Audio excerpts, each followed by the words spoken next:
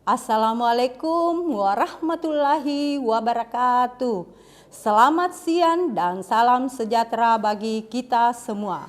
Perkenalkan, saya Nurse Zainab, Eskep MKep, nomor induk dosen nasional 3406018001. Saya merupakan dosen di Institut Teknologi Kesehatan dan Sains Muhammadiyah Sidrap dengan home base program studi pendidikan profesi keperawatan jenjang sarjana. Video ini merupakan buat sebagai salah satu syarat dalam sertifikasi dosen tahun 2025, yaitu pernyataan diri dosen dalam unjuk kerja Tridharma Perguruan Tinggi atau PDD UKT-PT, khususnya dalam bidang pengajaran. Saya mengampu mata kuliah pada semester ganjil dan semester genap, di antaranya manajemen keperawatan dan keperawatan dewasa. Dari beberapa mata kuliah yang saya ajarkan, ada mata kuliah yang menjadi bidang fokus saya, di mana pada mata kuliah tersebut saya menjadi koordinator, yaitu mata kuliah keperawatan dewasa 4 berfokus pada gangguan sistem muskuloskeletal, integumen, persepsi sensori, dan persarapan. Mata kuliah ini merupakan mata kuliah wajib dengan beban SKS sebanyak 3 SKS yang terdiri dari 2 teori dan 1 praktikum yang diajarkan pada semester 5. Sebelum saya menyampaikan teknik pembelajaran saya akan menyampaikan deskripsi mata kuliah keperawatan dewasa 4. Mata kuliah ini membahas konsep, prinsip, dan penerapan proses keperawatan pada pasien dewasa dengan gangguan sistem muskuloskeletal, integumen, persepsi sensori, dan persarapan. Mahasiswa diharapkan mampu melakukan pengkajian secara komprehensif, menetapkan prioritas asuhan, serta menerapkan intervensi berbasis bukti, legal, etis, dan berbasis nilai Al-Islam dan Muhammadiyah. Adapun capaian pada mata kuliah ini adalah yang pertama, mahasiswa mampu mensimulasikan asuhan keperawatan dan pendidikan kesehatan. Yang kedua, mahasiswa mampu melaksanakan simulasi pendidikan kesehatan. Yang ketiga, mahasiswa mampu mengintegrasikan hasil penelitian ke dalam asuhan keperawatan. Yang keempat, mahasiswa mampu mensimulasikan pengelolaan asuhan keperawatan pada sekelompok pasien. Yang kelima, mahasiswa mampu melaksanakan fungsi advokasi. Dan yang keenam, mahasiswa mampu mendemonstrasikan intervensi secara kreatif dan inovatif dalam penanganan pasien. Adapun referensi yang saya gunakan mengacu pada daftar rujukan yang sesuai dengan kurikulum sarjana keperawatan, ditambah referensi pendukung seperti jurnal, artikel ilmiah, dan sebagainya. Setelah saya menjelaskan deskripsi singkat mata kuliah yang saya ampu di sini, saya akan menjelaskan terkait teknik pengajaran yang saya gunakan, yaitu menggunakan teknik DEI, yaitu Delivery, Interaction, dan Assessment. Yang pertama, Delivery. Di sini saya menyampaikan proses perkuliahan meliputi problem-based learning, case study, smart group discussion, dan pemberian skill lab dengan metode role play atau simulasi yang ditunjang dengan laboratorium dengan konsep mini hospital. Yang kedua, interaction, yaitu di mana saya melakukan interaksi dengan mahasiswa baik dalam kelas, di luar kelas, atau di laboratorium.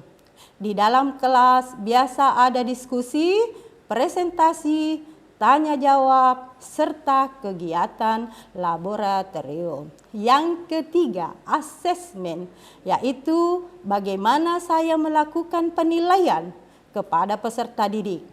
Pada pertemuan pertama, saya melakukan kontrak kuliah, yaitu membuat tata tertib di mana mahasiswa diberikan kelonggaran waktu terlambat 15 menit setelah jam pelajaran dimulai. Kehadiran maksimal 90%, menggunakan pakaian rapi sesuai aturan kampus, menggunakan sepatu putih, atribut, dan lain-lainnya. Adapun komponen penilaian yang saya lakukan diantaranya UAS 25%, UTS 20%, praktik atau OSCE 25%, tugas dan studi kasus 15%, kuis dan partisipasi 10%, refleks atau etika 15% dengan total 100%. Itulah tadi metode pembelajaran saya, dan setelah ini saya akan menunjukkan cuplikan cara pembelajaran saya terkait dengan mata kuliah keperawatan dewasa 4 pada pokok bahasan gangguan sistem persarapan. Terima kasih, selamat menyaksikan. Assalamualaikum warahmatullahi wabarakatuh. Bismillahirrahmanirrahim. Assalamualaikum warahmatullahi wabarakatuh. Selamat siang dan salam sejahtera untuk kita semua. Bagaimana kabarnya Anda semua? Alhamdulillah masih diberi kesehatan, kesempatan untuk hadir di tempat ini ya, untuk mengikuti perkuliahan. Sebelumnya itu supaya mendapat keberkahan, mari kita berdoa menurut agama dan kepercayaan kita masing-masing. Doa dimulai. Selesai. Seperti biasa, kita lanjutkan dengan tadarus. Yang bertugas pada sore ini yaitu Ananda Kirana. Silakan Ananda. A'udzu billahi minasyaitonir rajim. Bismillahirrahmanirrahim. Alif lam. Dzalikal kitabu la raiba fihi hudan lil muttaqin alladzina yu'minuna bil ghaibi wa yuqimunas sholata wa mimma razaqnahum yunfiqun. Shadaqallahul adzim. Ya, sadaqallahul adzim. Sebelum kita lanjut ke perkuliahan, kita absen dulu ya. Isi sesuai dengan namanya masing-masing saja ya.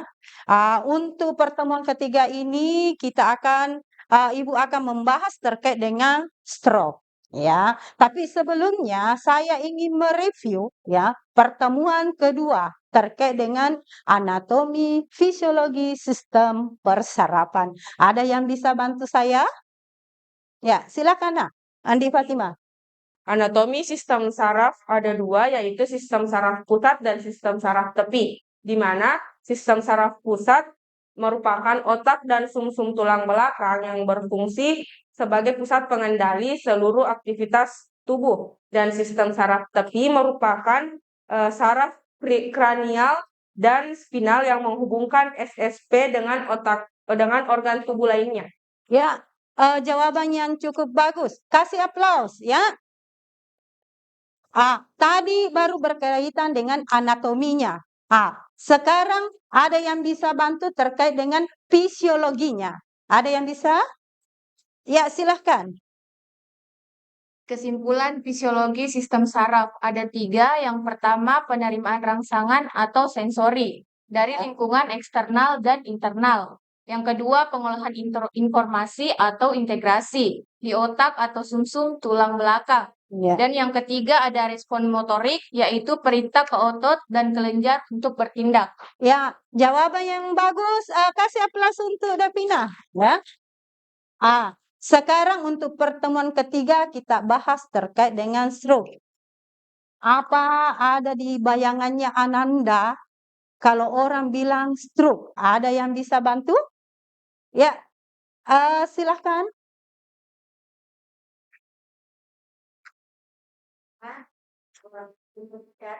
Biasa terjadi gangguan penglihatan. Ya, ada lagi yang lain? Ya, silahkan. Seperti mencong, kebingungan mendadak, dan juga kesulitan keseimbangan tubuh. Ya, jawaban yang sangat bagus. Good job. Ya, kasih aplaus ya. Stroke itu inilah stroke ya. Setelah pembelajaran ini ada capaian yang ingin dicapai ya. Saya harapkan mahasiswa mampu memahami definisi dari stroke itu sendiri. Kemudian pembagian ada 2, stroke iskemik dengan stroke hemoragik. Nanti bandingkan yang mana stroke hemoragik, yang mana stroke iskemik tersebut. Kemudian data statistik stroke ya, klasifikasi dari stroke, kemudian tanda dan gejala stroke itu sendiri ya. Definisi stroke. Stroke adalah suatu gangguan fungsi otak yang secara mendadak disebabkan oleh gangguan aliran darah ke otak. Baik itu berupa sumbatan, berarti dia stroke iskemik. Jika terjadi perdarahan, berarti dia itu terjadi stroke hemoragik yang bisa menyebabkan kecacatan bahkan kematian ya. Ananda bisa lihat ini data statistik stroke bisa mulai dari dunia, Indonesia, Sulawesi Selatan ya. Di dunia itu banyak sekali kasus stroke, 12 juta ya kasus baru stroke. Di Indonesia itu stroke menempati urutan kedua setelah jantung penyebab dari kematian dan penyumbang pertama kecacatan. Ya, di 2013 di Sulawesi Selatan itu stroke itu sangat tinggi di Indonesia. Jadi hati-hati terkait dengan ini stroke ya.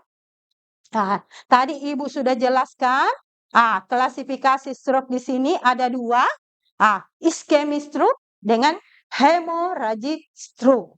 Ischemic stroke itu ada 2 penyebabnya. Bisa karena thrombotic stroke dan embolic stroke ya. Kemudian hemorrhagic stroke terbagi atas 2. Dia perdarahannya di intracerebral di otak itu sendiri dan subarachnoid terjadi perdarahan ya. Ini bisa Ananda lihat. Ya, ini yang hitam ini ya, itulah ischemic stroke. Kemudian ini terjadi perdarahan ya di otak itu sendiri. Bisa Ananda lihat. Kalau itu terjadi sumbatan ada plak.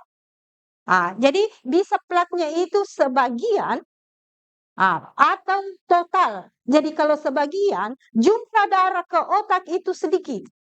Kalau total terjadi sumbatan berarti darah tidak ada sama sekali ke otak. Jadi inilah terjadi hitam. Jika terkena pada organ tertentu, maka terjadi pada gangguan pada otak tersebut itu sendiri. Ya. Kemudian ini tadi stroke iskemik, stroke karena sumbatan pembuluh darah ya yang menyuplai ke otak. Jadi darah tidak sampai ke otak. Ya, itu tadi karena sumbatan bisa sebagian atau total. Etiologinya atau penyebabnya bisa trombus, bisa gumpalan lokal, embolus, gumpalan dari tempat lain, kemudian bisa aterosklerosis, kemudian bisa fibrilasi atrium ya. Kemudian patofisiologi stroke iskemik. Ya, itu tadi sumbatan arteri cerebral. Terjadi sumbatan arteri ke otak itu sendiri. Bayangkan itu ya. Nah, kemudian aliran darah menurun, otomatis oksigen dan komponen lain yang ada di darah itu tidak sampai ke otak. Ya, kemudian iskemia sel saraf tadi itu tadi tidak adanya darah di otak. Kemudian terjadi kematian neuron atau impar, kemudian edema sitotoksik, penumbra jaringan otak yang masih bisa diselamatkan jika darah cepat-cepat dialirkan ke otak itu sendiri. Ya. Kemudian stroke hemoragik. Ya. Definisinya stroke karena perdarahan spontan di otak akibat pecah pembuluh darah di otak itu. Ya, ada etiologinya atau penyebabnya hipertensi kronis, kemudian aneurisma otak, bisa terjadi karena kecelakaan, trauma kepala, akhirnya terjadi perdarahan pada otak ya, kemudian malformasi arteri dengan vena ya, kemudian patofisiologi stroke hemoragik, pecah pembuluh darah cerebral, kemudian perdarahan ke jaringan otak, peningkatan tekanan intrakranial. Ingat Ki, otak itu tekanannya itu dia stabil, tidak boleh lebih, tidak boleh kurang. Jadi kalau ada perdarahan berarti dia akan meningkat tekanannya.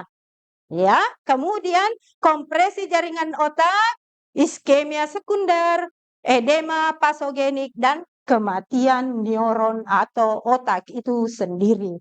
Ananda bayangkan ini pembuluh darah yang dipotong melintang, yang A itu normal. Ya, yang di bawah itu yang 2 itu ini penyumbatan adanya plak, adanya lemak ini dia menyumbat darah jadi darah ke otak itu berkurang. Kalau yang di sebelah itu total sudah tertutup nih memang. Jadi tidak ada suplai darah ke otak itu sendiri. Kalau yang di atas itu yang B itu adalah pecah pembuluh darah.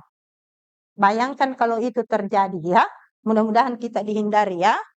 Kemudian perbandingan tadi antara stroke iskemik dan stroke hemoragik. Mulai dari penyebab utama, ingat tadi iskemik itu artinya sumbatan. Ya, kemudian stroke hemoragik adanya perdarahan ya. Kemudian onset gejala itu dia bertahap. Mungkin dia masih bagus tapi lama-kelamaan dia kesadaran menurun. Dia tidak langsung. Kalau dia hemoragik berarti dia secara tiba-tiba. Ya, langsung tidak sadarkan diri. Ya. Kemudian mortalitas, mortalitasnya dia relatif rendah bagi stroke iskemik, stroke hemoragik relatif tinggi ya. Kemudian diagnosis awalnya tidak bisa dibedakan kalau cuma pengkajian fisik apakah ini stroke hemoragik atau stroke iskemik kalau tidak dilakukan CT scan. Ya, inilah ya. Kemudian tadi gejalanya sudah disebutkan sama Ananda tadi ya, kelemahan, bicara tidak jelas, kemudian mulut mencong, gangguan penglihatan, kebingungan, kesulitan berjalan, sakit kepala berat tiba-tiba atau biasa disebut PAS. F itu face, dari mukanya bisa dilihat ada ketidaksimetrisan pada muka. Arm, kelemahan pada salah satu anggota tubuh, bisa pada ekstremitas atas ataupun ekstremitas bawah atau kedua-duanya. S, speed, bicaranya. Dia gangguan pada bicaranya. Kemudian time, waktu golden period untuk orang stroke itu 4,5 jam. Sebelum 4,5 jam itu lebih bagus, lebih cepat ditangani, lebih bagus ya. Kemudian pemeriksaan penunjang tadi terkait dengan CT scan ya. Kepala non kontras, kemudian MRI otak, angiografi cerebral, laboratorium, ada GDS yang ditakutkan ini terkait dengan DM ya. Kemudian elektrolit dan koagulasi ya. Demikian perkuliahan kita pada sore hari ini. Apakah ada yang mau bertanya sebelum kita akhiri?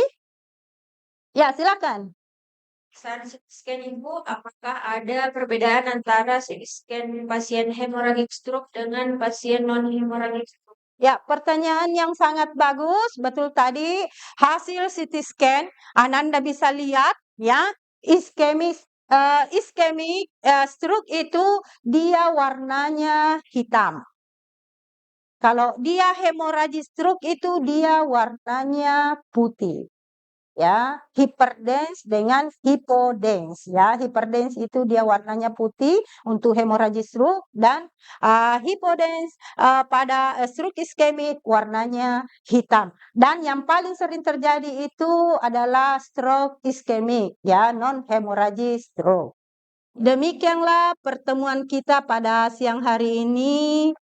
Pada pertemuan berikutnya, pertemuan keempat, kita akan membahas terkait dengan patofisiologi cedera kepala ringan dan patofisiologi cedera kepala berat. Ya, saya harapkan Ananda semua membaca ya terkait dengan hal itu. Jadi Anda tahu terkait dengan cedera kepala ringan dan berat sebelum pertemuan berikutnya. Ya. Tadi diawali dengan doa. Marilah kita berdoa, ditutup dengan doa ya. Marilah kita berdoa menurut agama dan kepercayaan kita masing-masing. Doa dimulai.